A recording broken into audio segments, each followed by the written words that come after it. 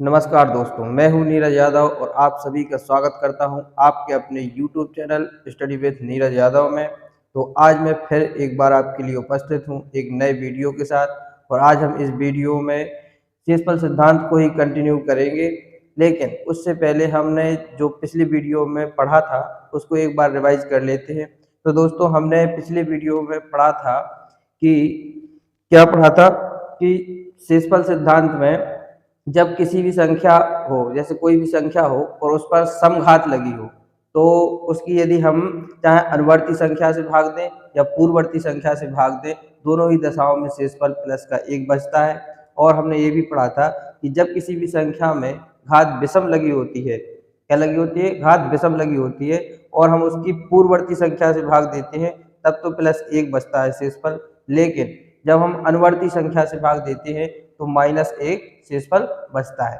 लेकिन शेषफल कभी माइनस में नहीं होता है, तो हम उस शेष -1 को उसके हर से घटा देते हैं और घटाने पर जो आंसर आता है वही उसका शेषफल होता है। हमने ये पिछली वीडियो में पढ़ा था। लेकिन हमने पढ़ा था कि जब दोनों हर और अंश में दोनों का डिफरेंस 1 हो तब ये रूल फॉलो होते थे, ठीक। लेकिन आज हम पढ़ेंगे जब अंश और हर का डिफरेंस 1 ना हो। तो आज चलिए स्टार्ट करते हैं। जैसे कि हमने एक संख्या लिखी कि 2/5, 2 की घात 185 बटे 5। ठीक, अब हमने क्या देखा कि इन दोनों का डिफरेंस 1 नहीं है, तो एस और इसमें पूछा कि शेषफल बताइए। शेषफल, ठीक, इसमें पूछा गया कि इसका शेषफल बताइए। तो हमने क्या देखा कि इन दोनों का डिफरेंस 1 नहीं है। जब डिफरेंस 1 नहीं तो हम इस प्रश्न को उस तरीके से सॉल्व नहीं कर सकते। तो अब क्या करेंगे? अब हम इस 2 को इनका डिफरेंस 1 करने की कोशिश करेंगे। क्या करेंगे? कोशिश करेंगे। और इन दोनों का डिफरेंस 1 करने के लिए हमें क्या करना पड़ेगा? इस 2 को या तो 4 लिखना पड़ेगा या 6 लिखना पड़ेगा। तो हम इस 2 को 4 लिख सकते हैं। तो हमने 2 को क्या लिख दिया? 2 की घात 2। ठीक, जब हम 2 की घात 2 लिखेंगे इसको, तो इसमें भी हमें 2 का भाग देना पड़ेगा इसकी घात में। तो हमने जब इसमें 2 का भाग दिया 185 में, तो ये कितनी बार गया? 92 बार। ठीक, 92 आ जाएगा। ठीक, और शेषफल कितना बचा? 1। जब शेषफल 1 बचेगा तो हम लिख देंगे मल्टीप्लाई 2 की घात 1। समझ में आया क्या किया हमने? कि हमने इस 2 को 4 लिखने की कोशिश की। ठीक, और जब 2 को हम 4 लिखेंगे तो इसको क्या लिखना पड़ेगा? 2 की घात 2। ठीक, जब हमने इसको 2 की घात 2 लिखा तो इसका जो है 2 का भाग देना पड़ेगा इसमें। तो हमने इसमें 2 का भाग दिया तो ये 92 बार गया। ठीक, और 92 बार गया और एक शेषफल बचा। जब एक शेषफल बचा तो हमें 2 की घात 1 लिखना पड़ेगा। जो शेषफल बचेगा उसमें वो क्या हो जाएगा? घात के रूप में आ जाएगा। और पूरे में बटे 5 है तो 5 लिख दिया। अब इसको लिखेंगे 2 की घात 2 है तो इसको लिख दिया हमने 4, और 4 की घात क्या आ गया? 92। ठीक, ये मल्टीप्लाई है, ये 2 की घात 1 है तो 2 आ गया। ठीक, अब 5 लिखा तो यहाँ पे 5 लिख दिया। इतनी बार समझ में आ गई। अब हमारे पास प्रश्न वही हो गया जो हमने पिछले वीडियो में पढ़ा था। ठीक, हमने इसको सॉल्व किया। हमने क्या देखा कि जब किसी भी संख्या पर कोई घात लगी हो और जब घात क्या हो? सम हो। ठीक, तो उसकी या अनुवर्ती संख्या हो या पूर्ववर्ती संख्या हो, दोनों ही दशाओं में शेषफल क्या बचता है? 1 बचता है। ठीक, तो हमने यहाँ पे 1 लिख दिया। मल्टीप्लाई लगा तो मल्टीप्लाई। अब इस 5 का भाग हमने 2 में दिया। जब 5 का भाग 2 में दिया तो शेषफल क्या बचेगा? 2 बचेगा। क्यों? क्योंकि अंश हर से छोटा है। तो यहाँ पे हमने 2 लिख दिया और ये 2 एकम 2, तो शेषफल क्या हो जाएगा? 2। ये हमारा आंसर। हमें इस प्रकार से प्रश्नों को सॉल्व करना है। ठीक,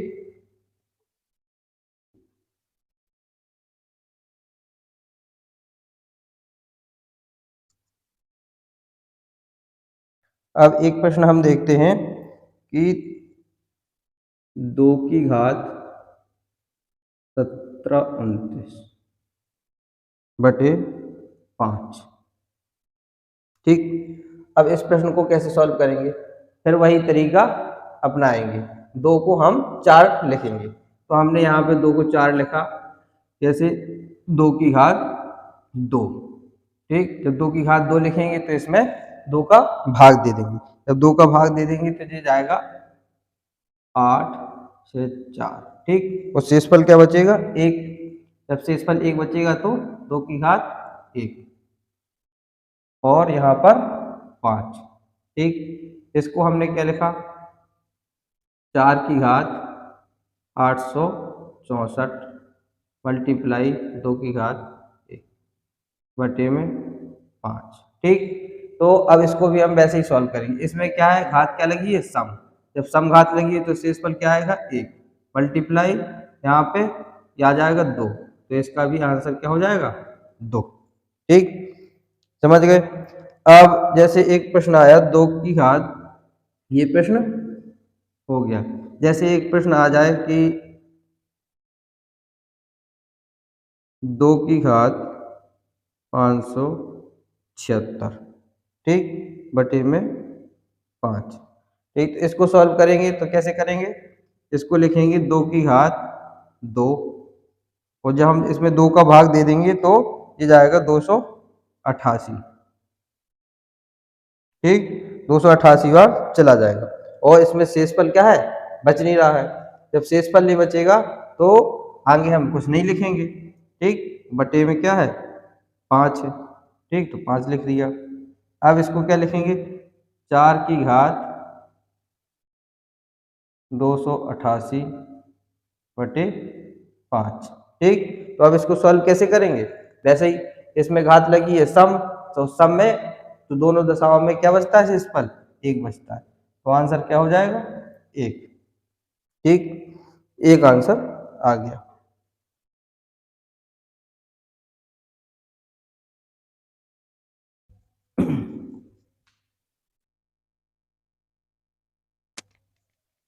अब ये प्रश्न हम वो वाले कर रहे हैं जिनका अंश और हर का डिफरेंस 1 ना हो। अभी पहले हमने पढ़ा था कि अंश और हर का डिफरेंस 1 हो, और इसमें पढ़ रहे हैं कि अंश और हर का डिफरेंस 1 ना हो। जब ना हो तो हमें उसका डिफरेंस 1 करने की कोशिश करनी है। ठीक, तो अब एक प्रश्न लिखा कि 2 की घात 1 5 7 8 बटे 5। ठीक, तो इसको सॉल्व करेंगे तो क्या करेंगे? 2 की घात 2 और हम 2 का इसमें भाग दे देंगे तो ये जाएगा 789। 789 बटे 5। ठीक, तो इसको लिखा हमने 4 की घात 789 बटे 5। ठीक, अब प्रश्न हमारे पास वैसा ही बन गया, लेकिन इसमें घात क्या लगी है? विषम। जब किसी भी संख्या में विषम घात लगी होती है, ठीक, और जब हम उसकी अनुवर्ती संख्या से भाग देते हैं तो शेषफल क्या बचता है? माइनस का 1 बचता है। जब माइनस का 1 शेषफल बचता है तो हम क्या करते हैं? हर से इसको घटा देते हैं। तो हमने 5 से 1 को घटा दिया और आंसर हमारा क्या आ गया? 4। ये हमारा शेषफल होगा। ठीक, अब जैसे एक प्रश्न है 2 की घात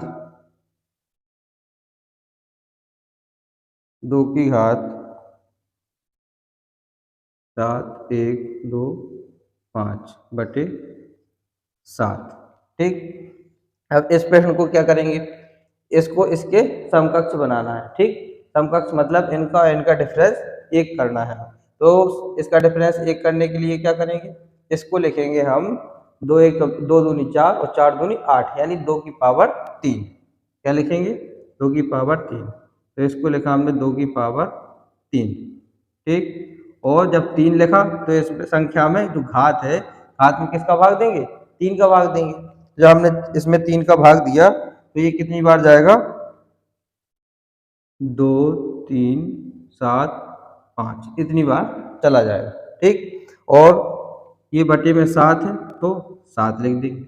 ठीक, इसको क्या लिखेंगे, 2 की घात 3 को 8, ठीक, और 8 की घात 2 3 7 5 बटे 7, ठीक।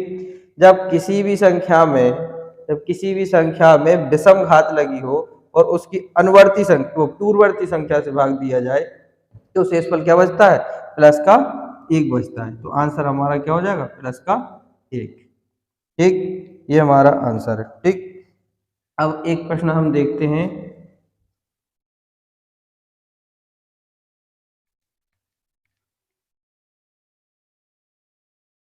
जैसे एक प्रश्न है 2 की घात 51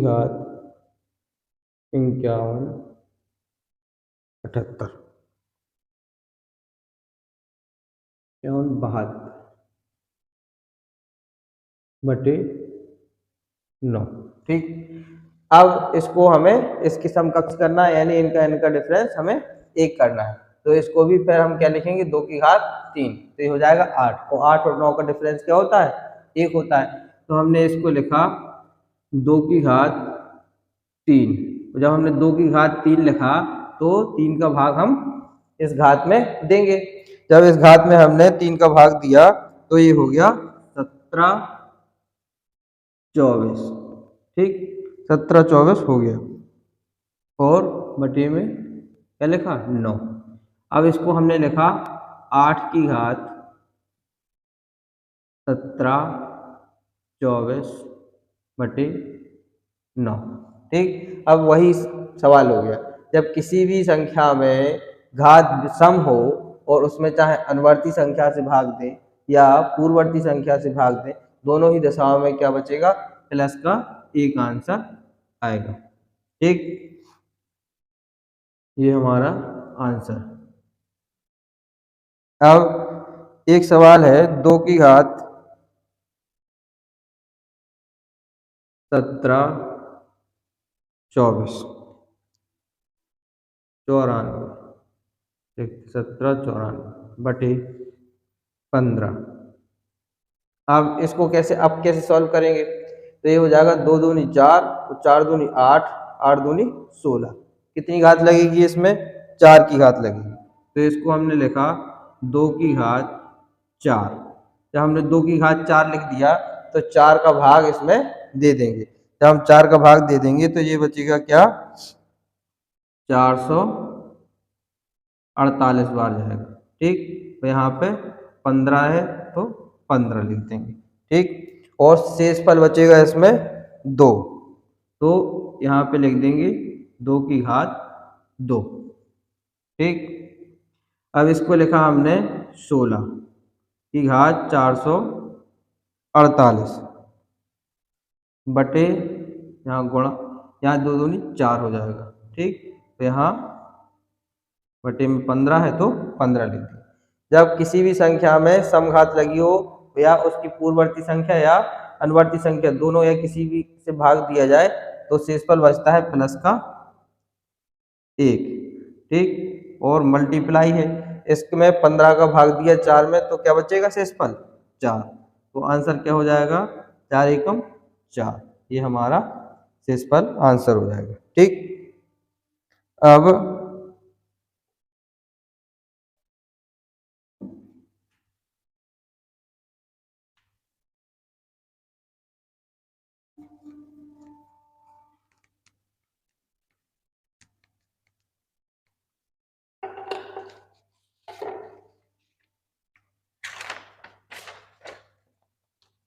तो अभी तक हमने शेषफल सिद्धांत में 2 रूल पढ़े हैं, कैसे कि जब अंश और हर का, जब हम किसी भी संख्या में पूर्ववर्ती संख्या या अनुवर्ती संख्या से भाग देते हैं और उस पर समघात या विषम घात का जिक्र हो तो हमने ऐसे प्रश्नों को सॉल्व करना सीखा।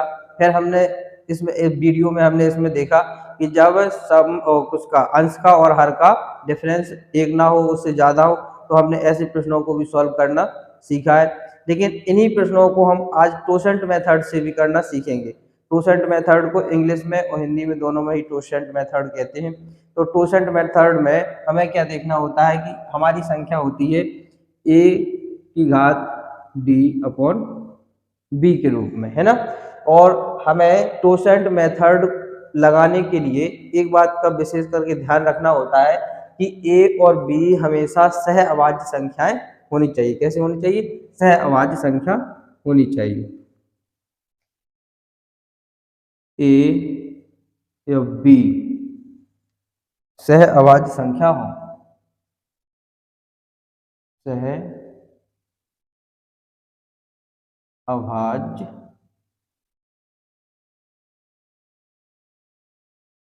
संख्या हो। क्या हो? ए और बी सह अभाज्य संख्या हो। अच्छा, अब सह अभाज्य संख्याएं क्या होती है? सह अभाज्य संख्याएं ऐसी होती हैं कि जब दोनों संख्याओं को कोई एक ही अंक ना काटे। क्या? जब दोनों संख्याओं को एक ही अंक ना काटे। जैसे 3 और 5 है, 3 5, 3 5 है, तो 3 5 तो दोनों अभाज्य संख्याएं भी हैं और सह अभाज्य संख्याएं भी है। मतलब ना 5 को 3 काट रहा है, ना 3 को 5 काट रहा है, या ना ही कोई संख्या काट रही है। ठीक। और जैसे कि 10 और 7। ठीक। अब 10 को 2 तो काट रहा है, लेकिन 7 को 2 नहीं काट रहा है। ठीक। तो ये भी सहअभाज्य संख्याएं होंगी। ठीक।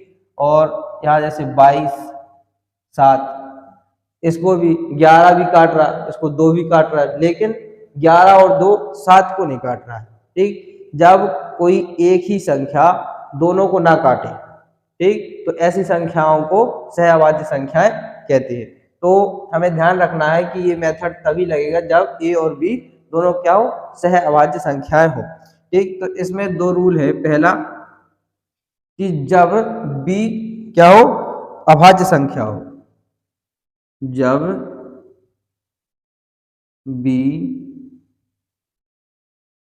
अभाज्य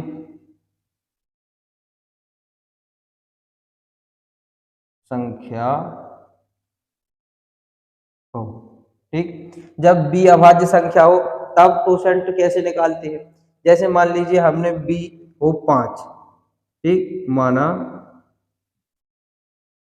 बी बराबर 5 है। ठीक। बी क्या है? अभाज्य संख्या है। तो बी का टोसेंट हम कैसे निकालेंगे? एक तो टोसेंट निकालने के लिए सीधा सीधा या तो याद रख लें कि जब बी अभाज्य संख्या हो तब बी का टोसेंट बी माइनस 1 होगा। क्या होगा? बी माइनस 1 होगा। जब बी अभाज्य संख्या हो तब बी का टोसेंट बी माइनस 1 होगा। ठीक। और यदि आप ये चीज भूल भी जाते हैं तो टोसेंट निकालते कैसे हो उसको देख लीजिए। जैसे मान लीजिए बी है 5, बी क्या है? 5 है। तो बी का टोसेंट हम कैसे निकालेंगे? 5 का टोसेंट देखते हैं। 5 का टोसेंट। ठीक। अब हम टोसेंट किसका निकाल रहे हैं? 5 का। तो हम लिखेंगे यहाँ पे 5, यहाँ कोष्टक लगाएंगे तो यहाँ लिखेंगे 1 माइनस, क्या लिखेंगे? 1 माइनस, तो इसका 1/5। क्या लिखेंगे? 1/5। इस प्रकार से लिख के टोसेंट निकालते हैं। तो हमने यहाँ पे क्या लिखा? 5, और इसको जब सॉल्व किया तो ये क्या हो जाएगा? 4/5। अब इस 5 से इस 5 को काट देंगे। ठीक। तो क्या बचेगा हमारे पास? 4। यानी कि 5 का टोसेंट क्या होगा? 4 होगा। तो ये तो हो गया टोसेंट निकालना। ठीक। और या फिर हम याद रख लेंगे कि जब बी अभाज्य संख्या हो तो उसका टोसेंट क्या होगा? बी माइनस 1 हो जाएगा। अभाज्य संख्या मतलब जब ऐसी संख्या है जो किसी दूसरी संख्या से ना कटे, या स्वयं से या एक से ही कटे और दूसरी संख्याओं से ना कटे, तो ऐसी संख्याओं को अभाज्य संख्या कहते हैं। जब बी अभाज्य संख्या होगी तब बी का टोसेंट बी माइनस 1 होगा। तो यदि हम ऐसा भूल भी जाते हैं तो टोसेंट निकालना इस प्रकार से निकालेंगे। तो जैसे हमने माना कि बी 5 है तो 5 का टोसेंट कैसे निकालेंगे? 5 कोष्टक में 1 माइनस 1/5। ठीक। और इसको सॉल्व किया तो टोसेंट आ गया। अब देखते हैं यदि यदि 5 की जगह कुछ और हो, जैसे कि 7 हो। ठीक। बी बराबर जैसे 7 हो, ये भी एक क्या है? अभाज्य संख्या है। तो बी 7 का टोसेंट कैसे निकालेंगे? यहाँ लिखेंगे 7 1 माइनस 1/7। ठीक, तो यहाँ पे लिखा हमने 7, तो यहाँ पे ये क्या आ जाएगा 6/7। ठीक, तो 7 से 7 कट जाएगा, हमारे पास क्या आ जाएगा 6। ठीक, यहाँ भी हमको क्या देखने को मिल रहा कि यहाँ भी 7 माइनस 1 है, यानी 6 आ गया। ठीक, तो हमें विशेष करके ये याद रखने की कोशिश करनी है कि जब b अभाज्य संख्या हो तब b का कोशेंट क्या होगा, b-1 होगा।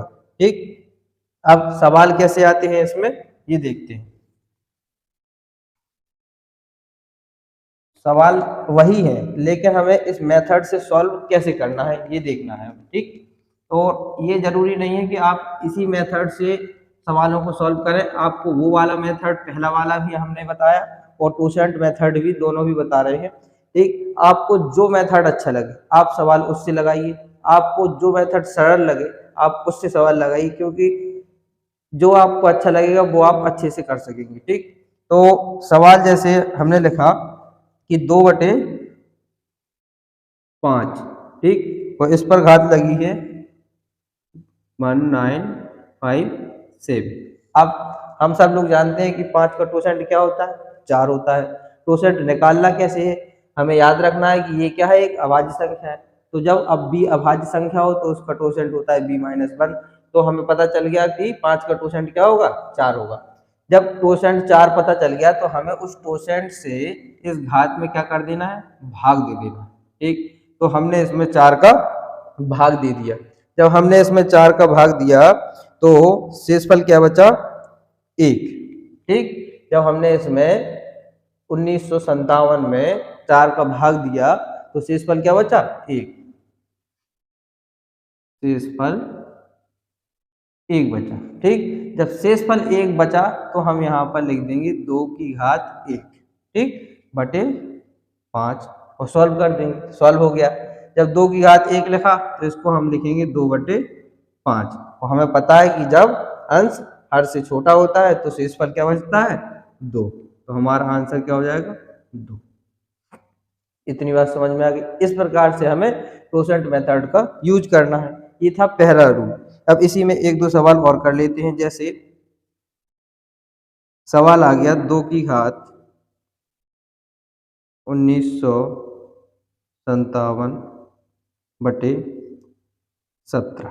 ठीक, अब 17 क्या है, एक अभाज्य संख्या है। ठीक, जब 17 एक अभाज्य संख्या है तो इसका क्वोशंट क्या होगा, 16। तो हमने इसकी घात में 16 से भाग दे दिया। जब हमने 16 से भाग दिया तो इसका शेषफल क्या बचेगा, 5 बचेगा।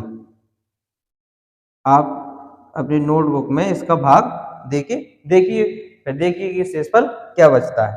तो शेषफल बचा 5।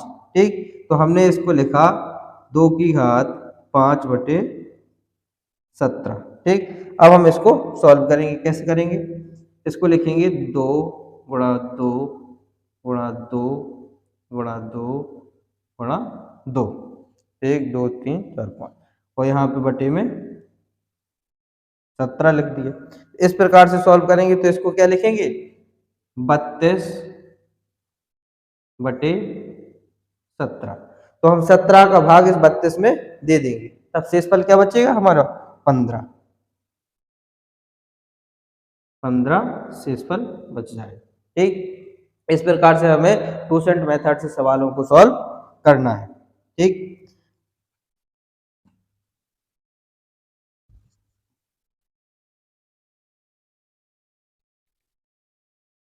अब एक जैसे सवाल आया कि 2 की घात 20/26। ठीक, बटे 7। अब हमने क्या देखा, 7 क्या है, एक अभाज्य संख्या है। जब 7 अभाज्य संख्या है तो इसका क्वोशंट क्या होगा, 6 हो जाएगा। ठीक, जब क्वोशंट 6 है तो इसमें हमने 6 का भाग दे दिया। जब हमने इसमें 6 का भाग दिया तो इसका शेषफल क्या होगा, 3 बचेगा। शेषफल बचेगा 3। तो हम इसको लिखेंगे 2 की घात 3/7। तो हमने इसको सॉल्व किया 2 गुणा 2 गुणा 2/7। ठीक, इसको लिखेंगे 8/7, तो शेषफल क्या बचेगा 1। ठीक, ये हमारा आंसर हो जाएगा। इतनी बात समझ में आ गई। हमने क्या पढ़ा कि पहला रूल क्या पढ़ा कि टोसेंट मेथड में कि जब b अभाज्य संख्या हो, ठीक, जब b अभाज्य संख्या हो तो उसका टोसेंट b-1 होगा। और b-1 हम इस प्रकार से निकाल लेते हैं, तो जो टोसेंट निकलेगा उसका हम उस घात में भाग दे देते हैं, ठीक, और भाग देने के बाद जो शेषफल बचता है वही उस संख्या की घात मान ली जाती है और हम सवाल को सॉल्व कर लेते हैं और अपना शेषफल निकाल लेते हैं। अब हमारे पास आता है दूसरा रूल।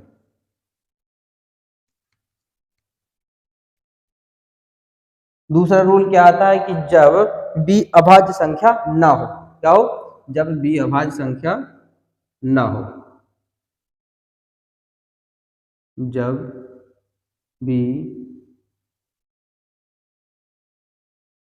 अभाज्य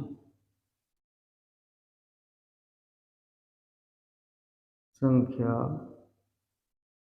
ना हो,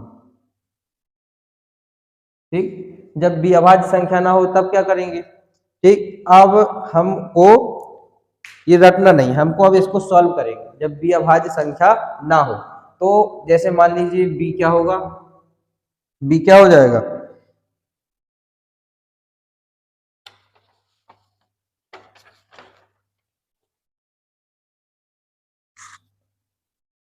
मान लीजिए b हो 15, ठीक, b मान लीजिए 15 है, तो 15 को हम किस प्रकार से लिख सकते हैं, इसको हम लिख सकते हैं 5 × 3 के रूप में लिख सकते हैं।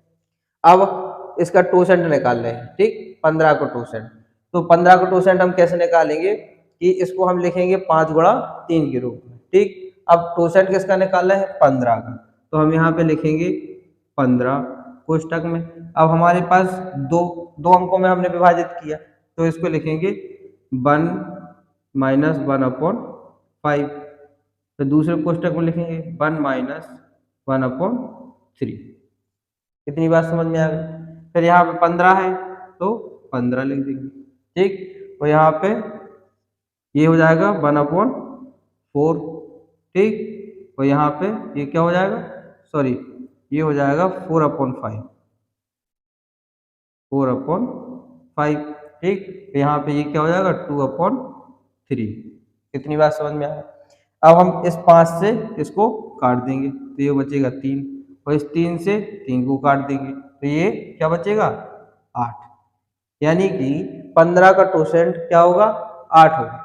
तो जब b अभाज्य संख्याएं ना हो तो हम टोसेंट इस प्रकार से निकालते हैं।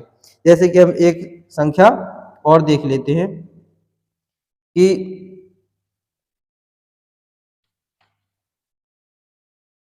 जब मान लीजिए कि b क्या हो 10 हो,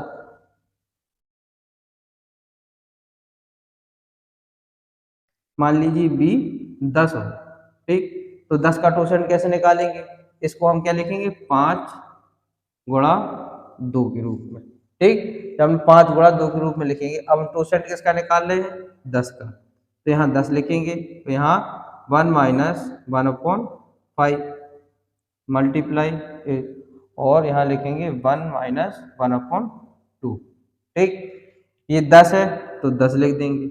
इसको सॉल्व करेंगे तो ये क्या हो जाएगा 4/5, ठीक, जब इसको सॉल्व करेंगे तो ये क्या हो जाएगा 1/2, 5 से इसको काट देंगे ये हो जाएगा 2, 2 से इसको काट देंगे ये बचेगा 4, यानी कि 10 का टोसेंट क्या हो जाएगा 4। जब हमें टोसेंट निकालना पता चल गया तो सवालों को सॉल्व कैसे करना है वो हमने पहले ही सीख लिया, तो इसमें भी हम 1-2 सवाल कर लेते हैं।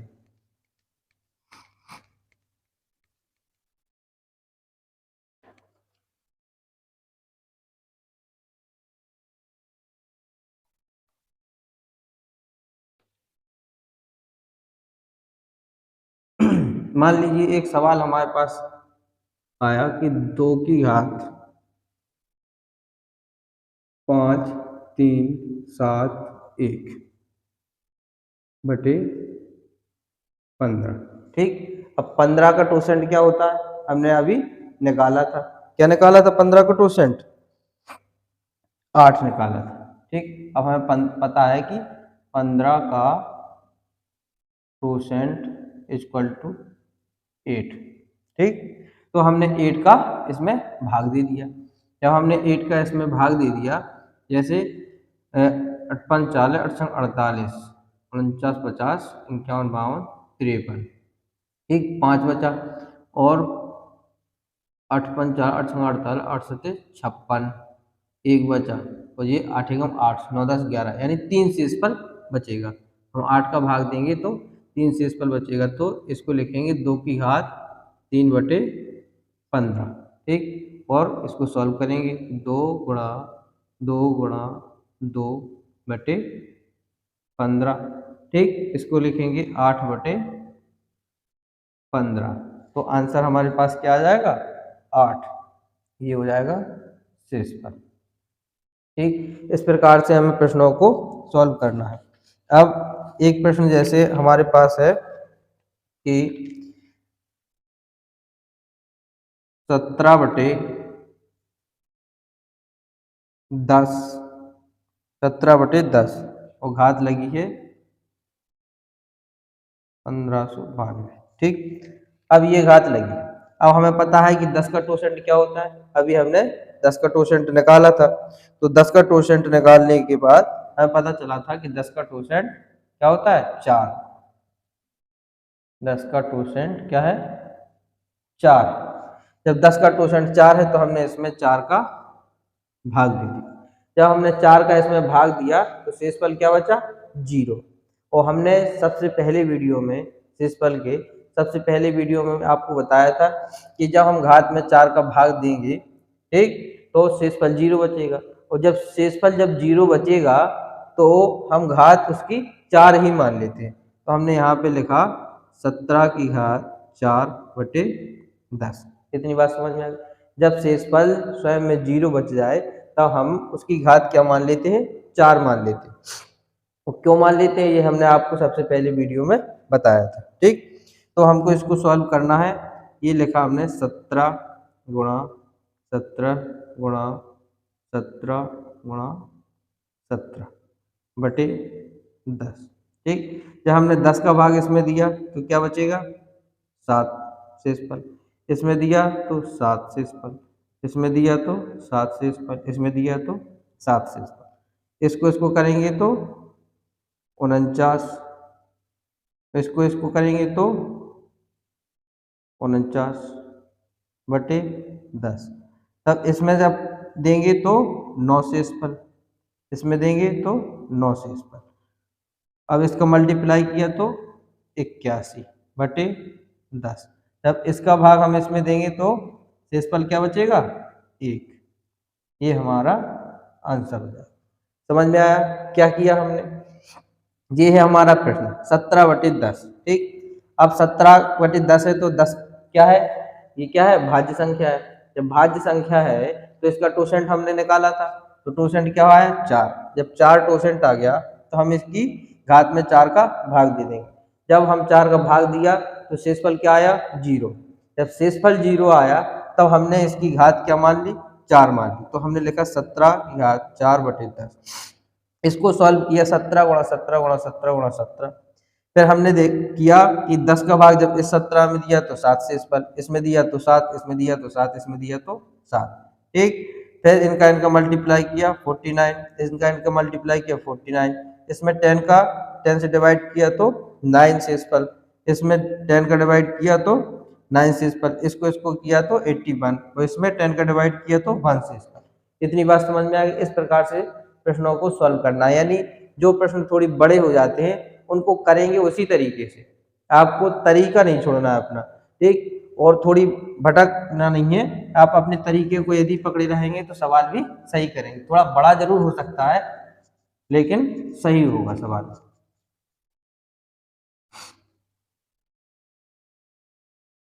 एक प्रश्न लिखा कि 17/15 और इस पर घात लगी है 171। 171। अब अभी हमने क्या देखा था कि 15 का टोसेंट क्या होता है? 8। तो जब 15 को टोसेंट 8 होता है तो इसमें हमने 15 का भाग दे दिए, सॉरी 8 का भाग दे दिए। 8 दूनी 16 और शेषफल क्या बचा, 8 एकम 8 9 10 11, 3 शेषफल बचा। तो इसको लिखेंगे 17 की घात 3/15। तो हमने क्या लिखा, 17 गुणा 17 गुणा 17 बटे 15। ठीक, जब हमने इसमें क्या किया, 15 से भाग दिया तो ये 2 शेषफल, इसमें 2 शेषफल, इसमें 2 शेषफल, तो ये क्या बचेगा, 8 शेषफल आंसर आ जाएगा, क्योंकि 8/15 हो जाएगा, तो शेषफल क्या होगा, 8 ही हो जाएगा। ये हमारा आंसर। इतनी बात समझ में आया। इसी प्रकार से हमें सवालों को सॉल्व करना है। लेकिन अब इसी में एक अलग प्रकार की बात है जो हम आपको बताने जा रहे हैं।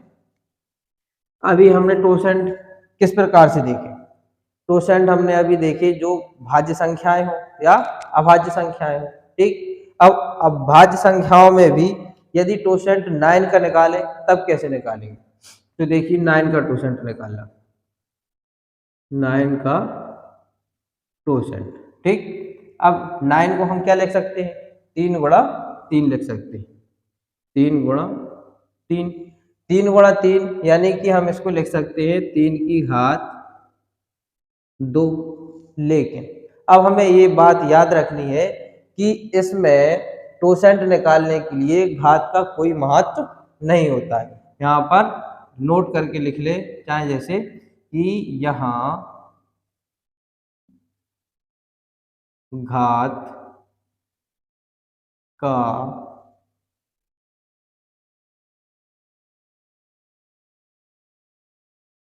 कोई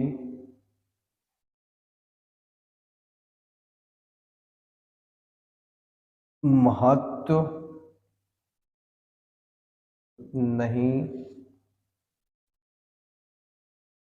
होता है। ठीक, यहाँ पर घात का कोई महत्व नहीं होता है।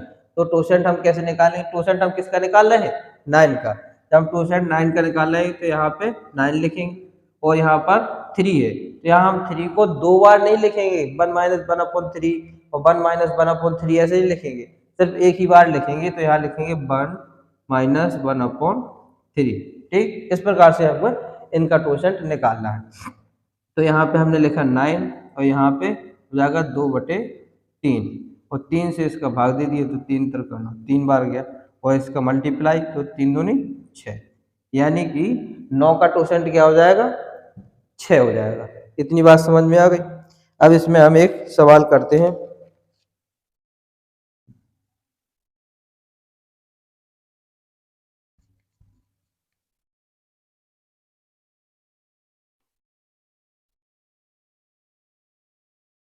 दो की घात 57 63 बटे 9। ठीक, अब टोसेंट हमने देख लिया था कि 9 का टोसेंट क्या आया था, 6, तो हमने इसमें 6 का भाग दे दिया। अभी तो हमें याद हो गया है, यदि आप भी प्रैक्टिस करेंगे तो आपको भी याद हो जाएगा कि 9 का टोसेंट क्या होगा, 15 का टोसेंट क्या होगा, 17 का टोसेंट, 10 का टोसेंट, 12 का टोसेंट, तो आपको ये याद हो जाएगा। तो और अभी हमने इसको सॉल्व करके भी देखा था कि 9 का टोसेंट क्या होगा, 6 होगा। जहां हमने इसमें 6 का भाग दिया तो इसमें शेषफल बचेगा कितना, शेषफल बचेगा 3। ठीक, शेषफल बचा क्या, 3, तो इसको हम क्या लिखेंगे, 2 की घात 3/9, तो इसको लिखेंगे 8/9, तो शेषफल आंसर क्या हो जाएगा हमारा, 8। यही हमारा आंसर हो जाएगा। ठीक, अब एक सवाल और करेंगे। जैसे हमारे पास जो है एक प्रश्न है कि 17 की घात 1593 बटे 12। अब अभी हमने 12 का टोसेंट नहीं निकाला था। ठीक, तो 12 का टोसेंट निकालेंगे। यहाँ पर 12 का टोसेंट। ठीक, 12 का टोसेंट कैसे निकालेंगे? 12 को हम क्या लिख सकते हैं? 6 दूनी 12, ठीक, 2 गुणा 6। ठीक, अब 6 को क्या लिख सकते हैं? 3 गुणा 2, 3 गुणा 2। तो यहाँ पे हम लिखेंगे 2 की घात 2 गुणा 3। इतनी बात समझ में आ गई। अब हम टोसेंट किसका निकाल रहे हैं? 12 का। ठीक, और यहाँ पे लिखेंगे 1 माइनस 1 अपॉन सिर्फ 2 लिखेंगे। ठीक, फिर मल्टीप्लाई एक 3, यानी कोई भी कितनी भी घात लग जाए इनमें, हम सिर्फ एक बार ही लिखेंगे। ठीक, तो यहाँ भी क्या हो जाएगा? 1 माइनस 1 अपॉन 3। इसको करेंगे 12, ये हो जाएगा 1 माइनस, सॉरी, ये हो जाएगा 1/2। ठीक, गुणा ये हो जाएगा 2/3। ये 2 से कटा तो 6, तो ये 3 से कटा तो 2। ठीक, तो ये हो जाएगा 2 दूनी 4, यानी कि 12 का टोसेंट क्या हो जाएगा? 4 हो जाएगा। इस प्रकार से हमें सॉल्व करना, हमें सिर्फ इतना याद रखना है कि यदि जब हम इनको डिवाइड वो करेंगे, क्या विभाजित करेंगे छोटी छोटी संख्याओं में, यानी अभाज्य संख्याएं बनाएंगे, तब यदि कोई संख्या डबल बार या ट्रिपल बार आ रही है तो हम उसकी घात का कोई महत्व नहीं रखेंगे, उसको सिर्फ एक बार ही यूज करेंगे और वैसे ही उसी तरीके से हम उसका टोसेंट निकालेंगे। हमें इतना याद रखना है। तो अब 12 का टोसेंट हमें पता चल गया कि 4 है। ठीक, तो इसमें हमने 4 का भाग दे दिया। क्या हमने 4 का भाग दिया तो शेषफल क्या बचा? 1। शेषफल 1 बचा। ठीक, तो यहाँ पे लिखेंगे 17 की घात 1/12 और आंसर क्या हो जाएगा? 17। ये हमारा आंसर हो गया। ठीक, 17/12, 17 का आंसर हो जाएगा। ये हो जाएगा 12 का भाग दिया 17 में, तो ये 5 शेषफल बचेगा। 12 5 17। ठीक, आगे बात समझ में। इस प्रकार से हमें अपने सवालों को सॉल्व करना है। अब इसी पर हम कुछ सवाल आपको और देते हैं जो कि आप अपने होमवर्क में कर सकते हैं, जिससे कि आपको थोड़ी प्रैक्टिस होगी इन सवालों को लगाने की। हम बोर्ड पर कुछ सवाल लिख रहे हैं जिनको आप अपने घर से सॉल्व कीजिए।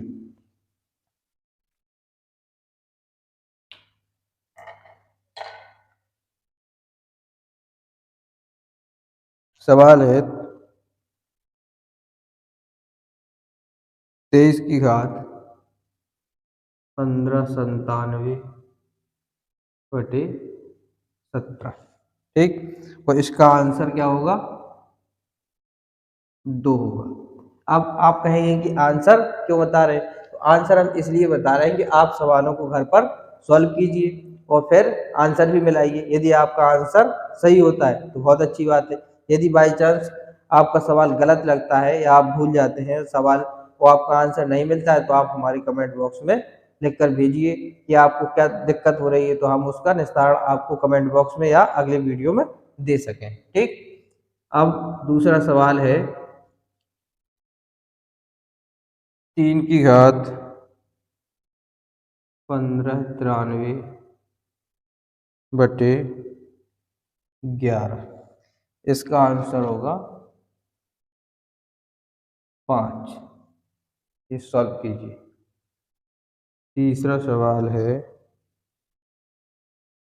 17 की घात 1592/15। इसका आंसर होगा 1। 100 की घात 103/103। इसका आंसर होगा 100।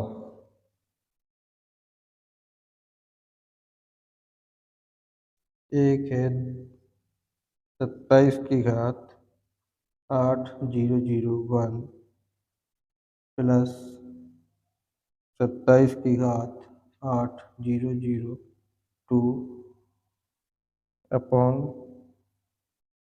17। इसका आंसर होगा 8। ठीक, अब इन सवालों को आप घर से सॉल्व कीजिए। तो आज के लिए इतना ही, आज की वीडियो में आज के लिए इतना ही। तो दोस्तों, आप हमारी वीडियो को देखिए। यदि आपको हमारा वीडियो पसंद आया हो तो आप हमारी वीडियो को लाइक कीजिए और ज़्यादा से ज़्यादा शेयर कीजिए और हमारे चैनल को सब्सक्राइब कीजिए और बेल आइकन को भी दबाइए, जिससे कि आपको नए नए वीडियो समय से मिल सके और आप अपनी पढ़ाई को कंटिन्यू कर सकें। जब उस वीडियो को लाइक भी कीजिए, ज़्यादा से ज़्यादा यदि शेयर करेंगे तो हमारा भी मनोबल बढ़ेगा और हमारे चैनल को सब्सक्राइब कीजिए। तो आज के लिए इतना ही। नमस्कार दोस्तों।